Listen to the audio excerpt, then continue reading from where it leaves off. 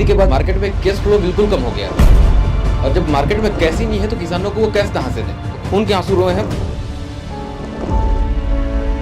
अभी छोटे कृषि यंत्र में भी जीएसटी जोड़ा जा रहा है, जिससे किसानों को काफी महंगा पड़ रहा है। 90% किसान जो है ना, वो नुकसान का ही धंधा है उसका। कुछ ही दिनों में हम 2-3 बड़े काम किसानों के लिए मैनिफेस्टो में डालने जा रहे हैं।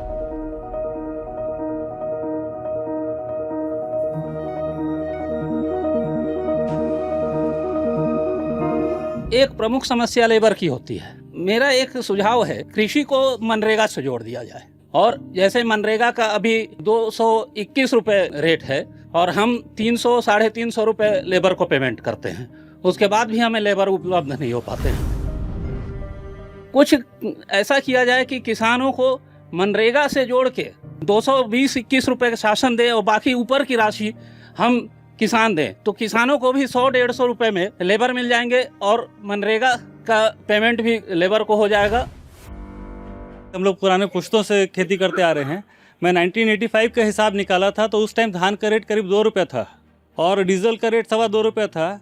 और उस टाइम यदि बाइंग कैपेसिटी किसान का देखा जाए तो बहुत ज़्यादा था। उस टाइम सोना का दाम 1100 रुपये था। यदि उससे हम लोग कंपेयर करें तो धान का रेट कम से कम 60 से 70 रुपये होना चाहिए, क्योंकि आजकल लागत बहुत हो जा रहा है। पिछले बार टीआर दादा और आप लोगों का भूपेश जी का सरकार अच्छा काम किया, उससे फायदा हुआ था आप लोगों को? निश्चित रूप से बहुत फायदा हुआ।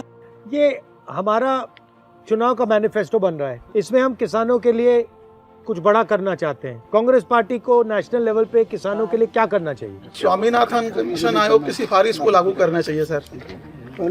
उत्पादन लागत का 1.5 गुना किसानों को प्रत्येक फसलों में मिलना चाहिए। अपनी जो फसल का उत्पादन अपन लेते हैं, धान की समर्थन मूल्य हम लोग को मिल रहा है सर, पर अन्य जो फसल है मार्केट में हम उसका रेट नहीं मिल पाता है। तो एक हम निवेदन था कि किसी तरह जो धान का समर्थन मूल्य लेते हैं उस तरह जो फसल का न्यूनतम राशि मिल जाए, ताकि हम किसान उसका न्यूनतम जो राशि है उसका तो हम पा जाए। ये जो बार बार 20,000 रुपये 10,000 रुपये देने की बात आ रही है, इसका एकमात्र कारण है नोटबंदी।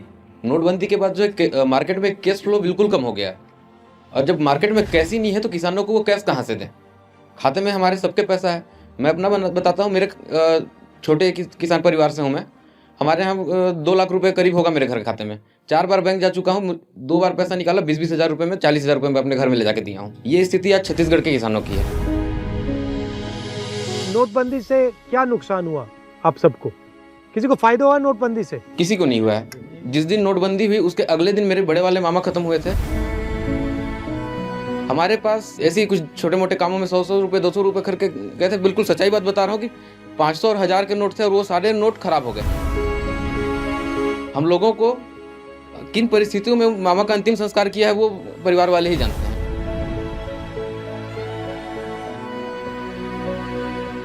खून के आंसू रोए हैं। मामा के जाने का गम अलग, रीति रिवाजों में पैसे का खर्च अलग, बिल्कुल रोए हैं सब।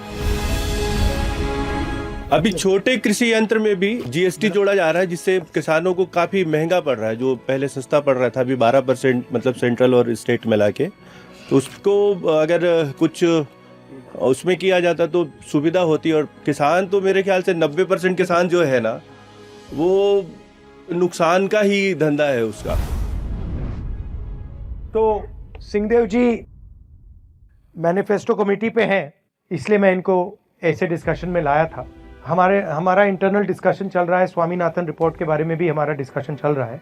कुछ ही दिनों में हम 2-3 मतलब बड़े काम किसानों के लिए मैनिफेस्टो में डालने जा रहे हैं। मैं समझता हूँ कि आपको चारों ओर से घेरा जाता है, प्रेशर आप पर आता है। 1 साल पहले मैंने भारत जोड़ो यात्रा की, कन्याकुमारी से हम कश्मीर तक चले। हजारों किसानों से मैं मिला, बातचीत की, और सारे के सारे यही कहते थे कि भाई सबसे बड़े उद्योगपतियों का लाखों करोड़ रुपए कर्जा माफ हो जाता है, हमारा कर्जा माफ नहीं होता।